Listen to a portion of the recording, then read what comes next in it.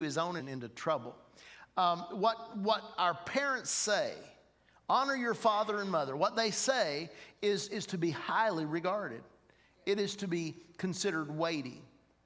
Now, God said that he must be glorified because his presence is heavy. We might say precious or very honorable. And our parents are to be in a similar way honored that way, with that as precious, as very honorable. We should hold them in high honor. They're special. You only get one set of parents. And they are precious.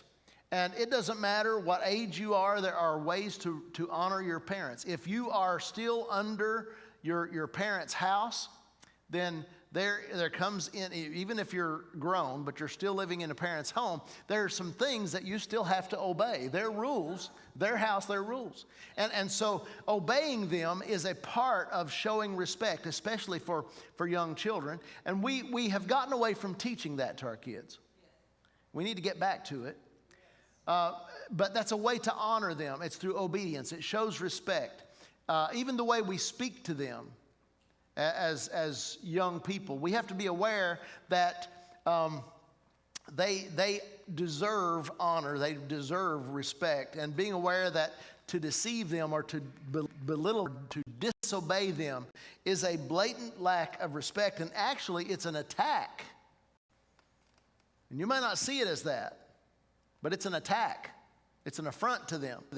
You this way because we just used the example of the presence of God. If you belittle his presence when he comes in, you're going to diminish the presence that he will allow to come near you. He will not come where he is not glorified. He said, I must be glorified by the people who will come near to me. If we belittle him, or we disobey him, we withdraw from the presence of God. And it's the same thing with our parents. When we're in the middle age, I like to think of myself still in middle age, but I'm not quite as young as I once was. But in middle age, when our parents are still with us, we should still consider their word. They speak with years of wisdom that go beyond our life. They have wisdom that even though I've lived 58 years, my dad has been alive for 81. And he has a lot of years on me. I need to listen to him. I don't have to obey what he says because I'm a man. But I have to honor what he says. I have to respect what he says. I need to be very careful to consider his words as weighty. And when I speak to him or to mom, I need to speak to them with respect. That's my responsibility as a child and to my parents, my mom and my dad, my mother and my father. When we're old, when they are old, we honor them with our lives. We care for them. We show them respect and we speak to them and we speak about them in a way that demonstrates that we consider them precious. That's not only when they're old, but even after they're gone. We need to honor them. You can honor your parents even after they're gone. Some might say, and I've heard people say this, my dad was no good, or he was trouble, he was mean to us, he beat us, whatever. And I don't say that you should speak well of him if he doesn't deserve speaking well of, but you don't have to diminish or belittle. Even if he did wrong, you don't have to do wrong. We have to show some form of honor, some form of respect, because without them, you wouldn't even be in the world. And so we have to realize that our father, our mother, they are precious, and if they haven't been good to you, and I believe that probably most of you here, your parents were good to you, but if they weren't, consider that they were human and they failed, and you've probably made some mistakes as well. And let me just tell you, father comes from the word ab. We use the word abba.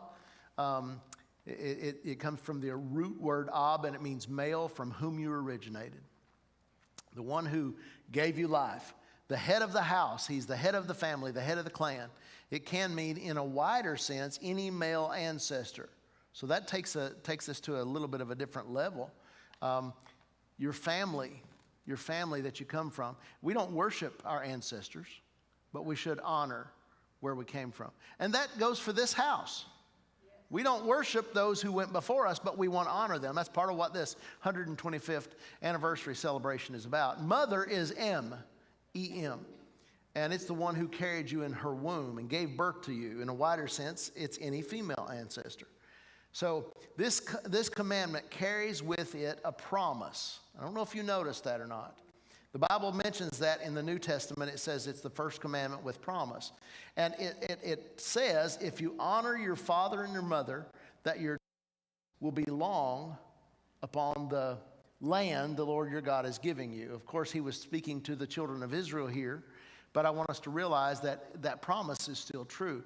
Honor your father and your mother, that your days may be long upon the earth. We can consider it that way. Okay, let's look at thou shalt not murder.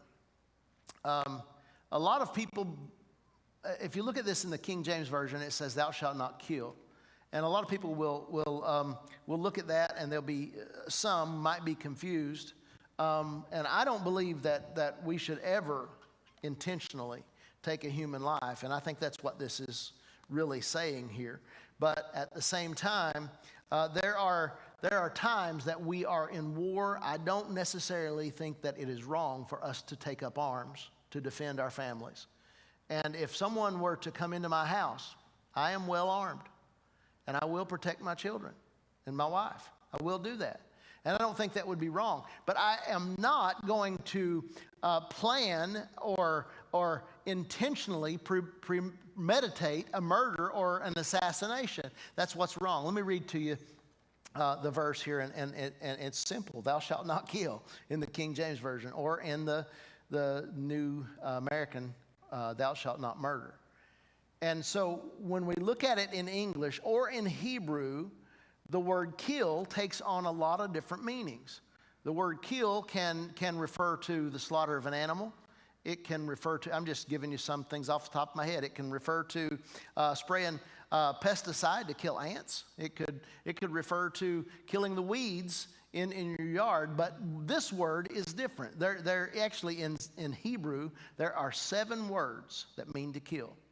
And this one means to murder. It means to premeditate and to take someone's life intentionally. The word is, let me see if I can find it. The word is rotzak. And that's probably not important. I don't even have to tell you these words, but that's what it is. It's rotzak. If you want to look that up, it's R-A-S-A-H. And the idea here is not to intentionally take a life. Now, I'm going to get